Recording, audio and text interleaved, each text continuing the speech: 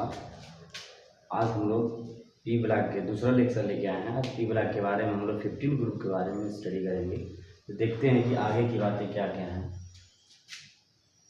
15 group के बारे में हम लोग पढ़ रहे थे। ये nitrogen, phosphorus, arsenic, antimony, bismuth. इसका परमाणु क्रमांक 7, 15, 33, 51, 83। यह नाइट्रोजन फैमिली है, इसी को नाइट्रोजन फैमिली कहते हैं। अगर इन तत्वों के बारे में बात किया जाए, अगर इन तत्वों के अध्ययन की बात किया जाए तो इसको निकोजेंस कहते हैं। क्या कहते हैं? निकोजेंस। यानी ग्रुप 15 के एलिमेंट्स के अगर तत्वों के सामूहिक रूप से इन तत्वों को जो अध्ययन किया जाता है उसको निकोजेंस कहा जाता है। लेकिन इनसे संबंधित जो यौगिक होते हैं, यानी जो कंपाउंड्स होते हैं, उनको निकोटाइड्स कहते हैं। क्या कहते हैं?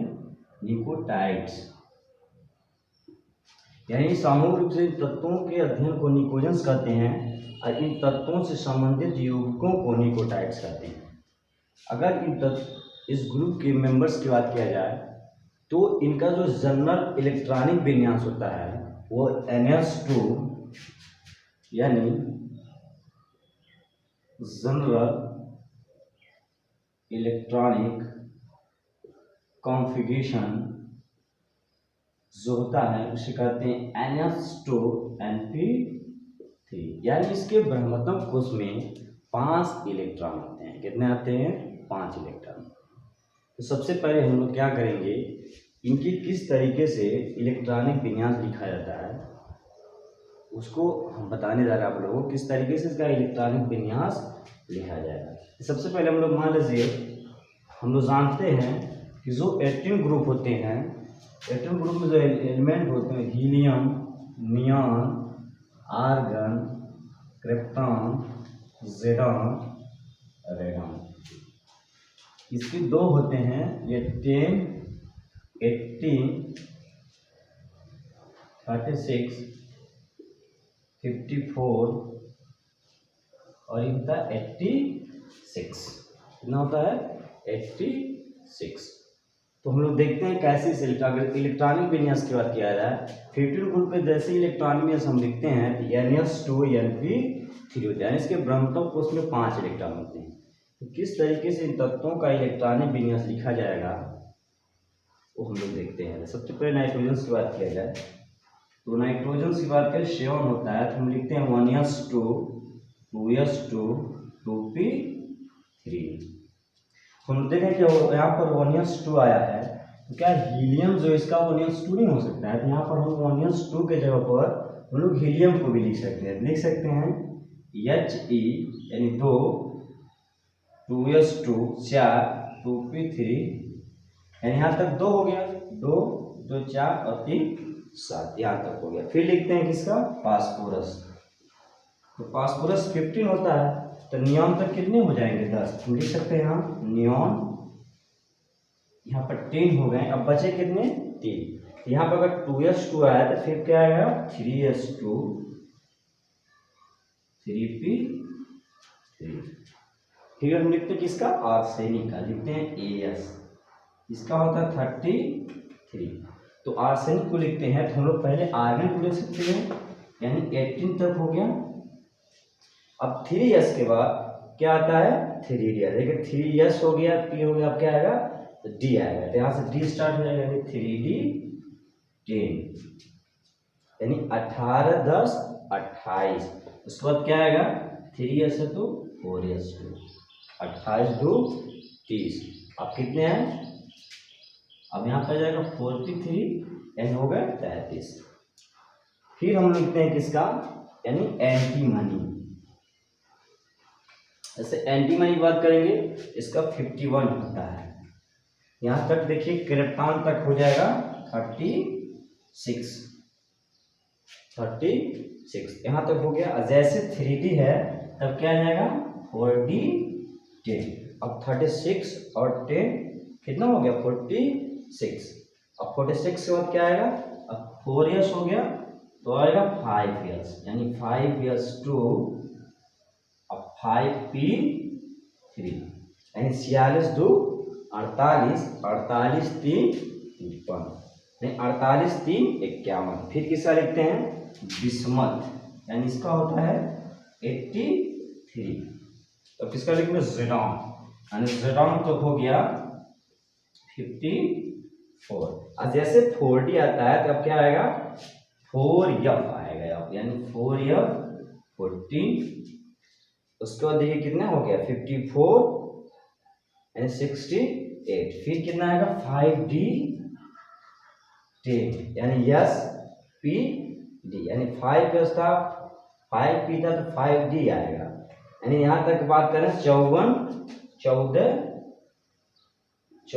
हो गया 14 हो गया यानी यहाँ तक हो गया 78। इसके बाद क्या आएगा 6 + 2 78 2 80। उसके बाद आएगा 6P3 यानी हो गया 83। एक तरीका है इलेक्ट्रॉनिक विन्यास लिखने का जो हम लोग या 18 ग्रुप की मदद से इसका इलेक्ट्रॉनिक विन्यास लिख सकते हैं। हम लोग देखें कि जब भी इसका इलेक्ट्रॉनिक लिखा जा रहा है हमेशा क्या आएगा पी के माने उपकोष में पी उपकोष के लास्ट में 3 इलेक्ट्रॉन है जो अर्धभरित हैं। क्या है अर्धभरित है। तो हम लोग देख रहे थे कि जैसे यहाँ पर हमने लिखा 2s2 2p3 फिर 2 आ रहा है फिर 3 आ रहा है फिर 4 आ रहा है फिर 5 आ रहा है फिर 6 आ रहा है। एक तरीका है इलेक्ट्रॉनिक विन्यास लिखने का। हम लोग इसके मदद से इलेक्ट्रॉनिक विन्यास लिखते हैं किसके मदद से यानी 18 ग्रुप के एलिमेंट्स की मदद से। तो आगे हम देखते हैं इसमें बहुत ही एक चीज़ के बारे में हम स्टडी करेंगे जिसका नाम है इनर्ट पेयर इफेक्ट। इसे परीक्षण प्रभाव भी कहते हैं। क्या कहते हैं परीक्षण प्रभाव। तो हम लोग देखते हैं कि इनर्ट पेयर इफेक्ट क्या होता है जब तो इसके बारे में हम लोग देखते हैं आगे।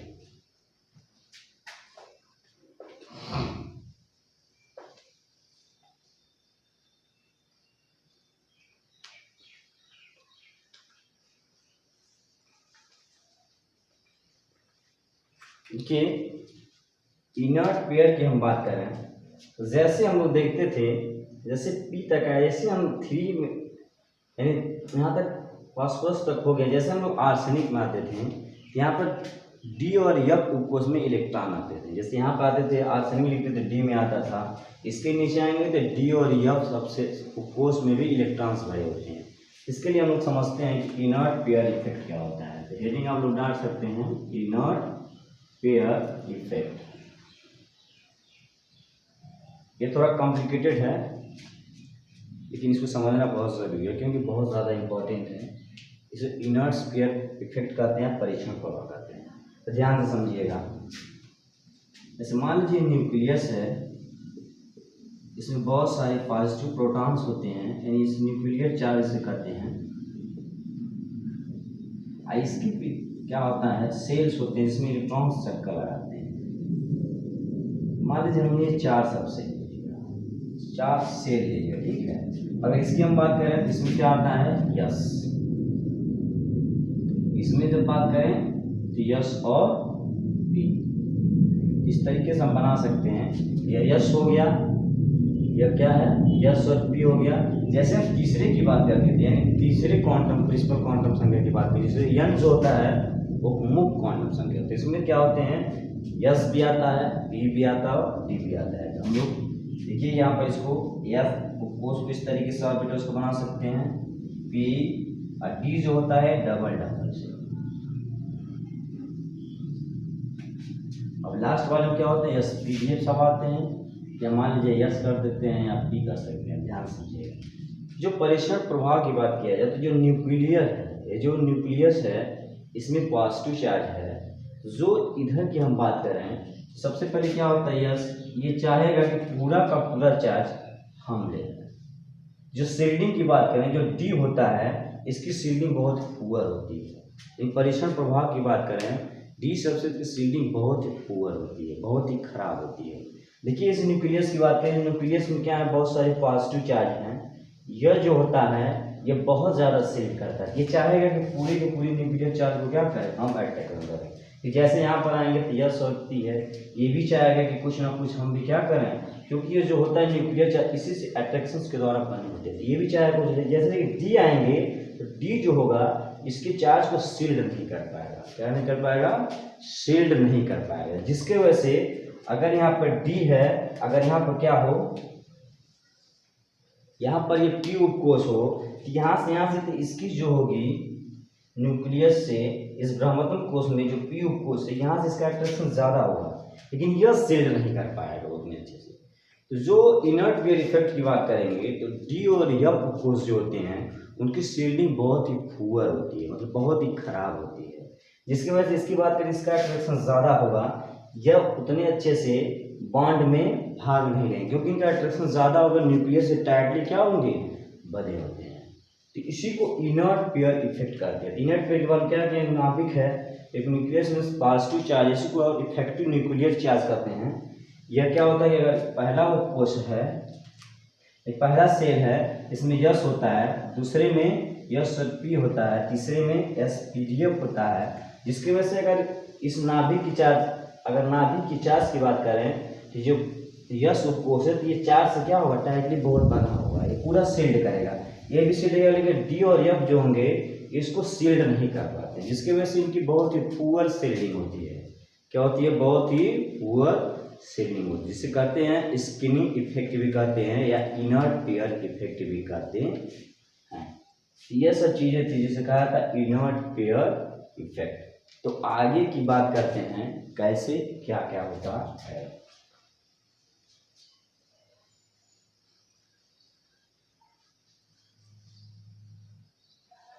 तो सबसे पहले हम बात करते हैं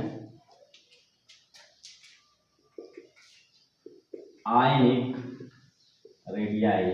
कोई भी रेडियाई हो सकता है, जैसे रेडियस की बात कर रहे हैं तो केमिस्ट्री भाषा में 4 प्रकार की होती है रेडियाई निकालने का तरीका, जो कक्षा 11 में पढ़ाया जाता है। जैसे आयनिक रेडियस हो गई, कोवैलेंट रेडियस हो गई, वंडरवाल्स रेडियस हो गई, ये सब तरीका है निकालने का। एक कोवैलेंट बॉन्ड होता है, आयनिक होता है, ठीक है। तो सबसे पहले हम बात करते हैं आयनिक रेडियाई। इस ग्रुप की अगर हम बात करें तो देखिए, नाइट्रोजन से बिस्मथ तक की बात किया जाए, यहाँ से यहाँ जो होगा यह बहुत ज़्यादा अंतर होता है। इसकी अगर नाइट्रोजन की बात करें, इसकी रेडियाई फास्फोरस से कम होगी, इसके अंदर बहुत ज़्यादा अंतर होगा। लेकिन इसके बाद अगर हम बात करें आर्सेनिक बिस्मथ, तो नाइट्रोजन से लेकर आर्सेनिक तो बढ़ेगा, लेकिन आर्सेनिक से बिस्मथ तक आयनिक रेडियाई में ज़्यादा इजाफा नहीं होता, मतलब बहुत कम अंतर होता है। क्यों होता है? डी और एफ उपकोष के फुलफिल होने के कारण, इसके जो भारी मात्रा में पूरी रूप से फुटपुर होते हैं, पूरी तरीके से फुलफिल्ड होते हैं, भरे होते हैं, डी और एफ। यहाँ पे इनर्ट पेयर इफेक्ट काम करता है। क्या करता है? इनर्ट पेयर इफेक्ट, जिसकी वजह से जो आयनिक रेडियाई या कोवैलेंट कोई भी रेडियाई हो, एक्सचेंज होती रहती है।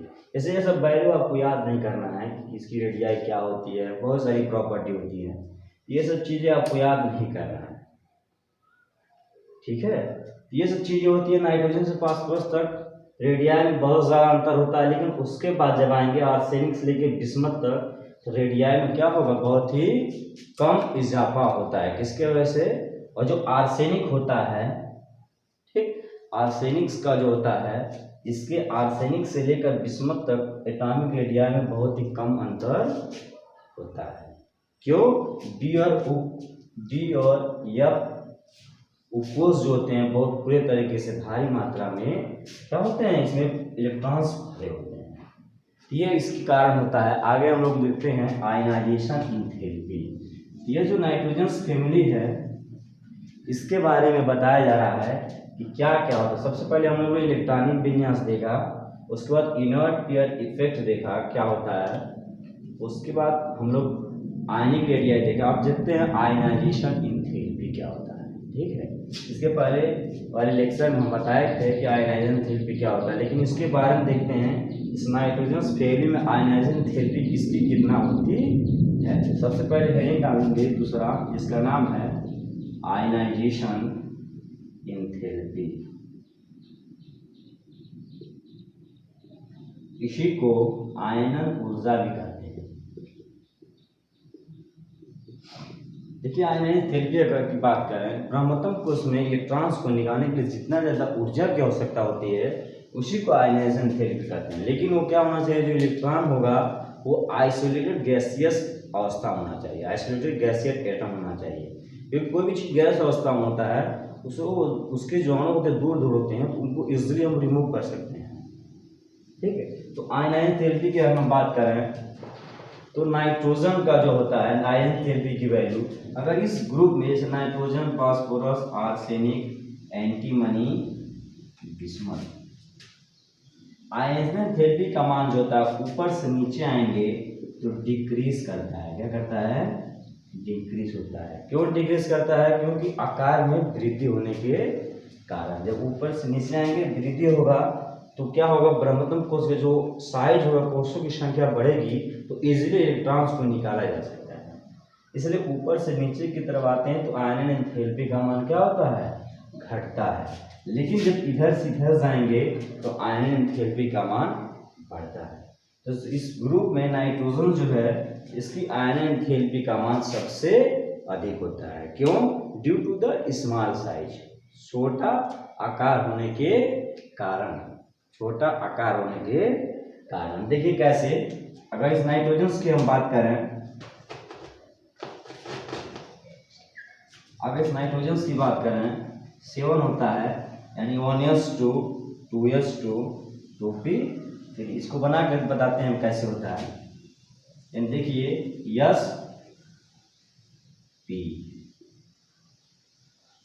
आप लोग जानते हैं कि जो spdf होता है तो यस में एक ऑर्बिटल में 2 इलेक्ट्रॉन होते हैं, पी जो होता है इसमें 3 ऑर्बिटल में 6 इलेक्ट्रॉन होते हैं, डी जो होता है उसमें 5 ऑर्बिटल में 10 इलेक्ट्रॉन होते हैं, जो एफ होता है उसमें 7 ऑर्बिटल में 14 इलेक्ट्रॉन होते हैं।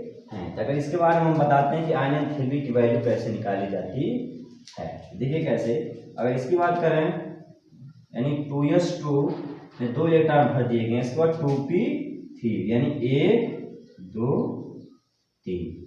ये क्या है? यह हाफ फील्ड है। क्या है? अर्धभरित पी कोश में इलेक्ट्रॉन है। एक बात बता दें आपको, कोई भी इलेक्ट्रॉन की अगर हम बात करें या तो फुल फील्ड हो या तो हाफ फील्ड हो, बहुत ज़्यादा स्टेबल होते हैं। इसे स्टेबल होने के कारण वो अस्थायी होंगे, वहाँ से इलेक्ट्रॉन्स को निकालना बहुत ही कठिन होगा। तो जब इस पूरे तरीके से या तो पूरे इलेक्ट्रॉन्स में भरे हों या तो अर्धभरित हों तो इनसे इलेक्ट्रॉन्स को निकालना क्या होगा? बहुत ही कठिन होगा, ठीक है। इसलिए अगर इसकी हम बात करें, अगर इस इलेक्ट्रॉन्स को निकालते हैं इसकी आयन एंथैल्पी की वैल्यू IE1 होगी। जब दूसरे को निकालेंगे तो इसकी होगी IE2। उसके बाद इसको अगर तीसरे इलेक्ट्रॉन्स को निकालते हैं इसको आयन एंथैल्पी वैल्यू 3। सबसे ज़्यादा वैल्यू किसकी होगी? आयन एंथैल्पी 3 की। हमेशा की बात करें कंडीशन है, हमेशा सबसे ज़्यादा वैल्यू। क्यों? क्योंकि जैसे इस इलेक्ट्रॉन्स को हम निकालेंगे प्रोटॉनों की संख्या बढ़ जाएगी, यानी पर एटम प्रोटॉनों की संख्या इलेक्ट्रॉनों से अधिक होगी, जिसके वजह से क्या है? आयन एंथैल्पी का मान हमेशा तीसरे का हमेशा अधिक होगा। यानी अगर हम 3 वैल्यू निकालते हैं आयन एंथैल्पी का तो पहले को IE1 कहते हैं, दूसरे को IE2 कहते हैं, तीसरे को IE3 कहते हैं। ये वैल्यू आपको याद नहीं करना है, बस ऐसे समझना है। यानी सबसे ज़्यादा वैल्यू किसकी होगी? IE3 की होगी। और दूसरी बात क्या होगी? क्योंकि पी कोश जो होता है ये पूरे तरीके से अर्धभरित नहीं इसमें है, नाइट्रोजन के केस में ये अर्धभरित है, जिसके वजह से क्या होगा? यहाँ से इलेक्ट्रॉन्स को निकालना आसान बात नहीं है। पूरे तरीके से क्या है? यह स्टेबल है। तो आयन एंथैल्पी के बारे में हम लोग पढ़ रहे थे, बताए थे आपको। जैसे आयन एंथैल्पी की बात करें इसमें, इसको कहेंगे IE1, पहले इलेक्ट्रॉन्स को निकालेंगे तो दूसरे को कहेंगे IE2, तीसरे को IE3। तो आयन एंथैल्पी की वैल्यू जो तीसरी होती है वो सबसे अधिक होती है। ये चीज़ें आपके बारे में हम बताएं। अगर मान लीजिए यह 15 ग्रुप का एलिमेंट है, अगर यहीं पर 14 ग्रुप के एलिमेंट की बात करें तो क्या होता है? Carbon, silicon, germanium, tin, lead. अगर इसकी हम बात करें, इसकी आयन एंथैल्पी का मान 15 ग्रुप के एलिमेंट से कंपेयर में आयन एंथैल्पी का मान बहुत ही कम होता है। जैसे आपको एग्जांपल के थ्रू हम बताते हैं कैसे होता है। जैसे मान लीजिए इसके हम नाइट्रोजन की बात कर दिए, इसमें 2p3, लेकिन जैसे हमने कार्बन की बात की इसका 6 होता है तो 1s2 2s2 2p2। ये देखिए यहाँ पर यह सबसे तो फुल फील्ड है, लेकिन जो P है यह क्या है, अर्धपूर्ण है, यह ना ही फुलफिल्ड है और ना ही हाफ फिल्ड है, यह अर्धपूर्ण है, यानी भरा ही नहीं है, अपूर्ण है, खाली है, पूरी तरीके से कहाँ है। देखिए 1 2 एक ऑर्बिटल्स क्या है, यह खाली है। तो आपको हम बताए हैं अगर स्टेबिलिटी की बात किया जाए, मतलब अस्थायित्व की बात किया जाए, तो अगर इस उपकोष की बात किया जाए, अगर ये पूरे तरीके से भरा हो, अगर मान लीजिए पी की हम बात करें इसमें 6 इलेक्ट्रॉन हो, क्योंकि 6 इलेक्ट्रॉन होते हैं पी उपकोष में, इसमें 3 ऑर्बिटल्स होते हैं, 3 ऑर्बिटल में 6 इलेक्ट्रॉन होते हैं, तो स्टेबिलिटी जो होती है सबसे ज्यादा फुल फील्ड की होती है, उसके बाद हाफ फील्ड,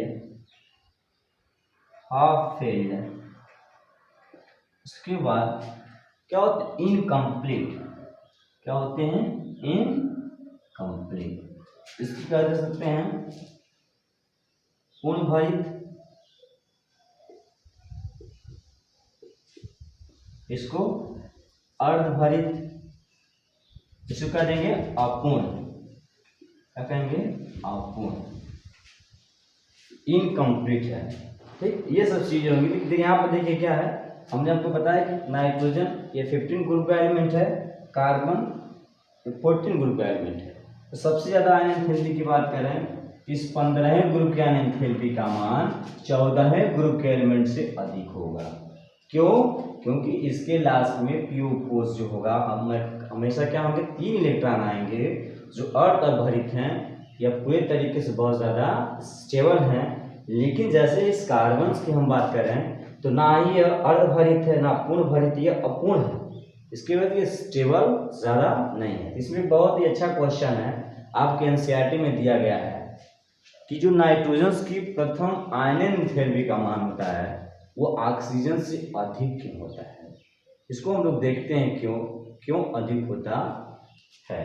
तो आपके एनसीईआरटी में क्वेश्चन है, अब लोग देखेंगे एनसीईआरटी के इंटेक्स में क्वेश्चन दिया है, नहीं एग्जाम्पल में क्वेश्चन है, तो वहाँ पर लिखा गया है कि नाइट्रोजन की प्रथम आयनन एंथैल्पी का मान, यानी नाइट्रोजन, जैसे आपको हम बताया ना कि IE3, IE2, IE1, इसे IE3 क्या है, तीसरी वैल्यू है, IE2 क्या है, पहली दूसरी वैल्यू है, और IE1 क्या है, पहली वैल्यू है। 3 प्रकार की वैल्यू होती हैं।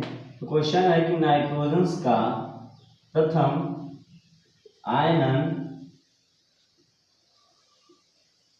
एंथैल्पी का मान ऑक्सीजन से अधिक क्यों होता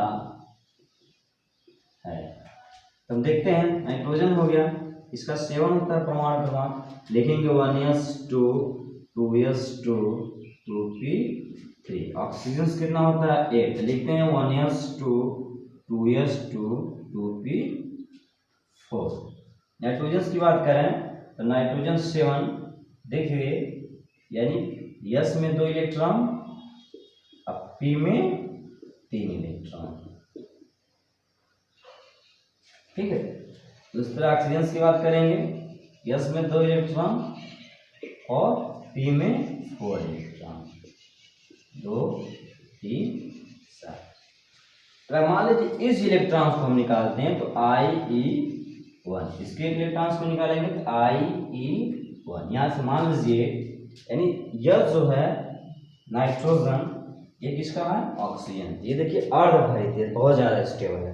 ये क्या है, अर्धभरित ना है ना ही पूरे तरीके से भरा, क्या है, ये अपूर्ण है, ना ही अर्धभरित है ना ही पूर्ण भरित है, अपूर्ण है, क्योंकि पूरी तरीके से नहीं भरा है। तो मान लीजिए अगर इस ऑक्सीजन को हम निकालते हैं तो इसकी वैल्यू जो होगी वो नाइट्रोजन की प्रथम आयन एंथैल्पी की वैल्यू से क्या होगी, कम होगी। क्यों? इसका मेन रीजन ये होता है कि जो नाइट्रोजन की प्रथम एंथैल्पी का मान ऑक्सीजन से इसलिए अधिक है क्योंकि जो नाइट्रोजन है उस पी उपकोष में अर्धभरित इलेक्ट्रॉन होने के कारण यह ज्यादा स्टेबल होगा as compare to the oxygen. ठीक, इसके वजह से नाइट्रोजन की प्रथम आयन एंथैल्पी का मान ऑक्सीजन से क्या होता है, अधिक होता है। ऑक्सीजन से क्या होता है, अधिक। इतनी चीजें होगी। आगे हम लोग फिजिकल प्रॉपर्टी के बारे में जानते हैं, क्या होता है फिजिकल प्रॉपर्टी। तो आगे देखिए फिजिकल प्रॉपर्टी के बारे में बात किया जाए, यानी फिजिकल प्रॉपर्टीज, हिंदी में कहते हैं भौतिक गुणधर्म।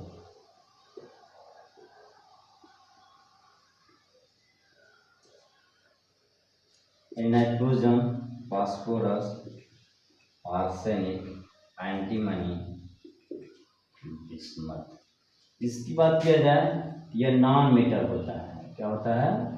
Non metal, अधातु।